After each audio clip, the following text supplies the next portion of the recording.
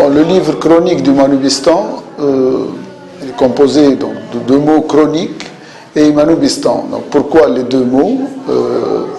Parce que Manoubistan, j'ai écouté les sit-iners, parce qu'il y a une période du 28 novembre au 6 décembre, où nous avons coexisté. Ils étaient devant mon bureau, donc je devais enjamber les matelas qui étaient devant le bureau, et ils étaient là, et je les ai entendus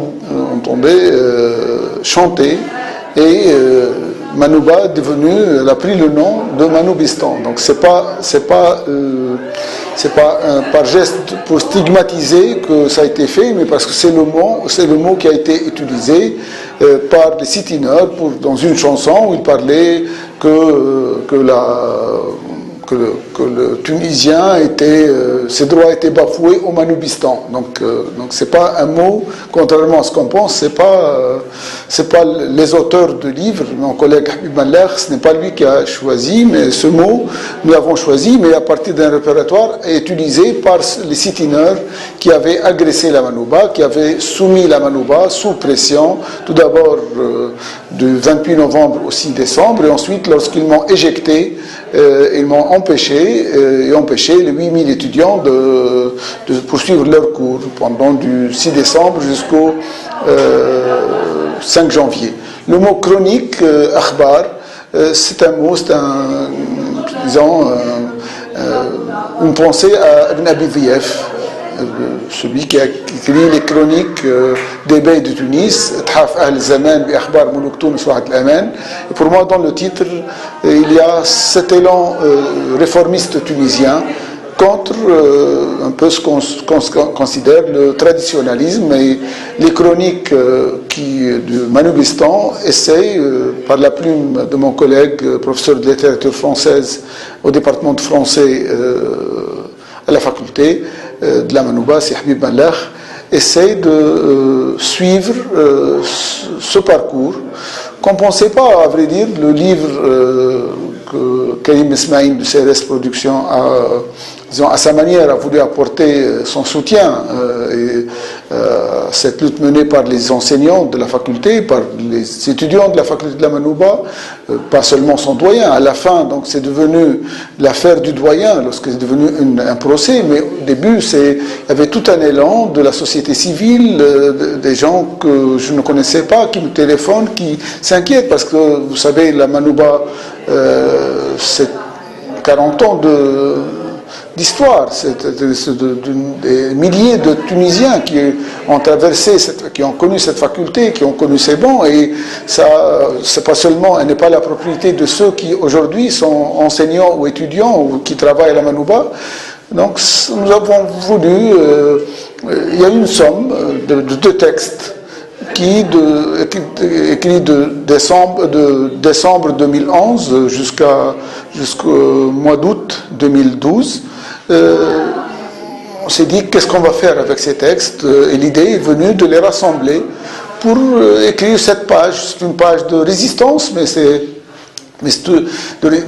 aussi une page de la Tunisie, d'une version qu'on a voulu donner à la Tunisie, parce qu'en fait, au-delà du niqab, au-delà de la demande de salle de prière, au-delà de cette demande d'arrêt de la mixité, il y a, qu'on le veuille ou non, deux Tunisies, deux projets de la Tunisie, une Tunisie moderne, ouverte, telle qu'elle fut, qu'elle a existé, et aussi une page régressive qui existe. C'est-à-dire que ces deux Tunisies, ces deux visions de la Tunisie ont existé depuis le 19e siècle, depuis où il y a eu toujours une volonté de s'ouvrir avec Ahmed Bey, avec l'école du Bardo, l'école polytechnique du Bardo.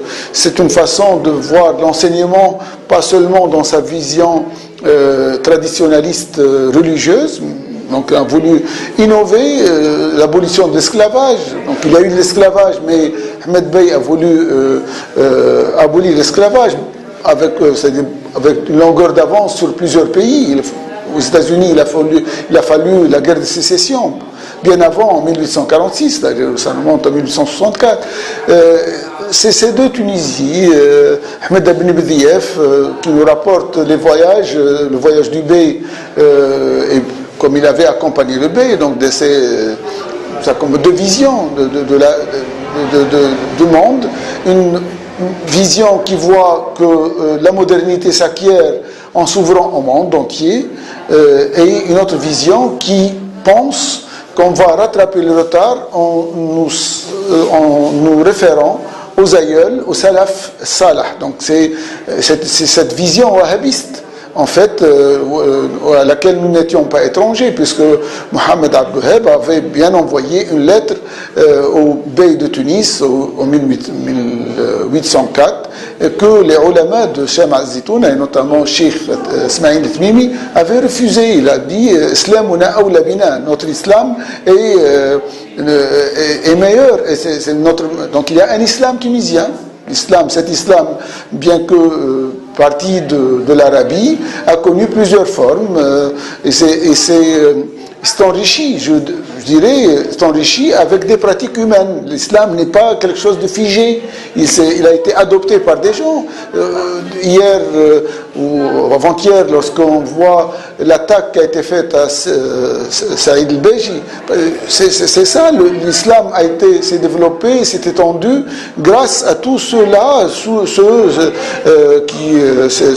ces saints de leur époque, Sidi Mahrez, Sidi Abdelaziz, Sidi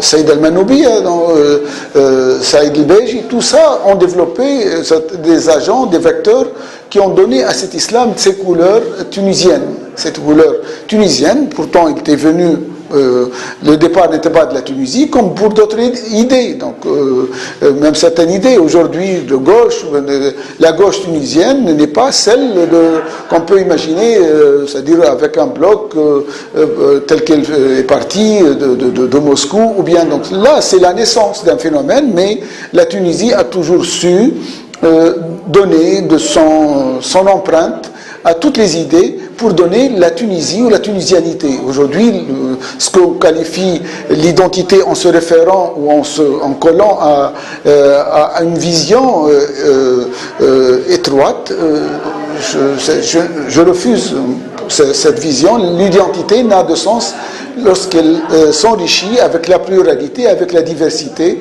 Et être tunisien, lorsque je dis que je suis tunisien, je n'ai pas besoin d'y ajouter arabe, musulman ou byzantin ou turc de mon nom, je suis d'origine turque, tout ça, c'est fini. C'est-à-dire c'est l'apport premier, mais finalement pour apparaître, pour devenir une culture tunisienne. Donc le livre, c'est un moment de cette confrontation, de cette, je dirais, de cet échange entre plusieurs visions, je dirais toutes bonnement, traditionnalistes, conservatrices, et celles modernistes, ouvertes.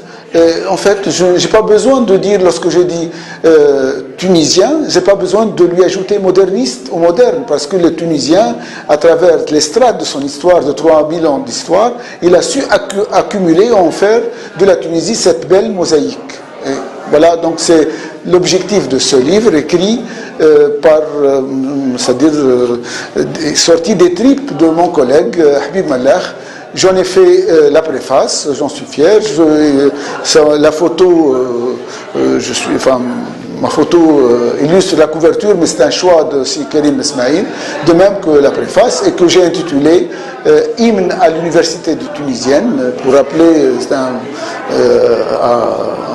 pensant à Edith Piaf, Hymne à l'amour, Hymne à l'université tunisienne, notre pont vers l'universel. Je pense que c'est l'université dans un pays, elle a un rôle fondamental, c'est celle de produire des idées, de renouveler les idées et de transmettre le savoir. Et c'est ce que nous avons voulu, mes collègues, parce que maintenant ça s'est symbolisé parce qu'il y a eu un procès autour du doyen, mais tous ceux qui s'étaient rassemblés durant 6 mois, parce que vous savez que pendant 6 mois, le 5 juillet, le 25 octobre, le 22 novembre, le 3 janvier, il y avait à chaque fois entre 300 et 500 personnes qui étaient, c'est-à-dire arrêter leur boulot, leur travail, pour venir devant le tribunal de première instance de la Manouba, parce qu'ils sont tous doyens.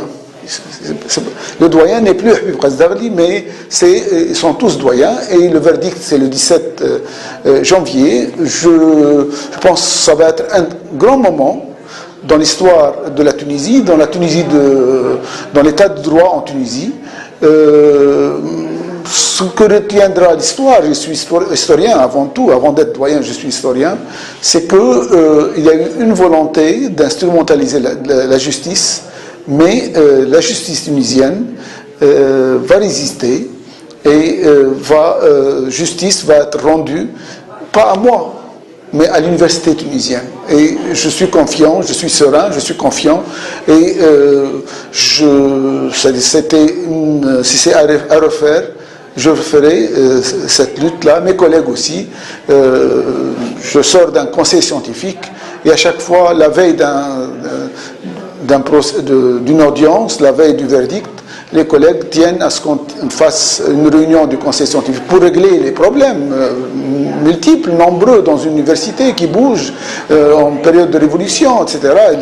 Nous sommes interpellés, il y a beaucoup de choses à faire, mais je suis serein, je suis confiant, et je dirais, justice sera rendue à l'université tunisienne et à la Tunisie.